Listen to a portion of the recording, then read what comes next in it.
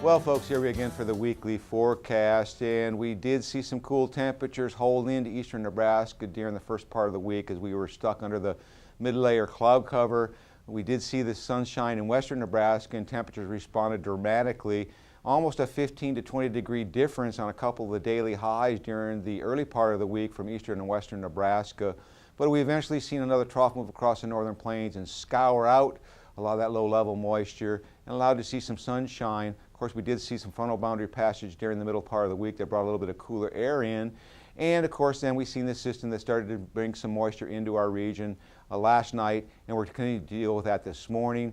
So as we go forward, the big issue will be, what is the holidays going to bring? Well, if we go to the upper air models, I think the first thing we'll draw your attention to is, first and foremost, we have this big trough that's bringing the cool air into the eastern United States. There is a little bit of energy on the backside of this trough that maybe help to generate a little bit of moisture in our region, as we still have a residual low pressure system down in this Texas panhandle, and we do see some moisture and some snow, and it appears that the models are pointing to potentially this morning to see some snowfall, and it'll clear out as we go later in the day. And then the ridge quickly builds back in as high pressure follows this troughing low pressure system, builds into the central plains, which starts our warm up as we go through Sunday. You can see the precipitation is mainly free except for the northeastern United States, where we could be dealing with some significant accumulations.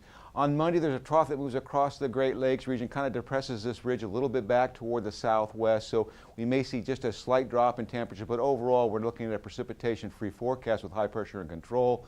Most of the heavy precipitation in the western United States. And then as we go into Tuesday, we start to see this ridge trying to build back in. The trough tries to deepen, so we're kind of caught between these two. It might be a little bit windy, but with the surface low in the western Dakotas, that should at least allow for a southerly fetch at the surface. We should see a very nice day on Tuesday. Once again, onshore flow with the next system coming, the Pacific Northwest looks to be pretty stationary. We start to see high pressure system displace a little bit toward the southwest on Wednesday as a surface low crosses the northern plains. High pressure firmly in control across the central plains. So most of the moisture will be in the northern Rockies and a few potential light shower activity around the Great Lakes. On Thursday, the high pressure system starts to sweep into our region. That should warm us up. We should have a very nice day on Thursday across the state for Thanksgiving. High pressure firmly in control, but the big thing we'll be watching for is a trough that will be coming out of the Pacific Northwest as this moisture shield will start to spread eastward. So quickly moves on Friday into the central United States. Right now, most of the moisture is being kept to the north of us. We have a low pressure that's depicted on the models to the south of us at the surface.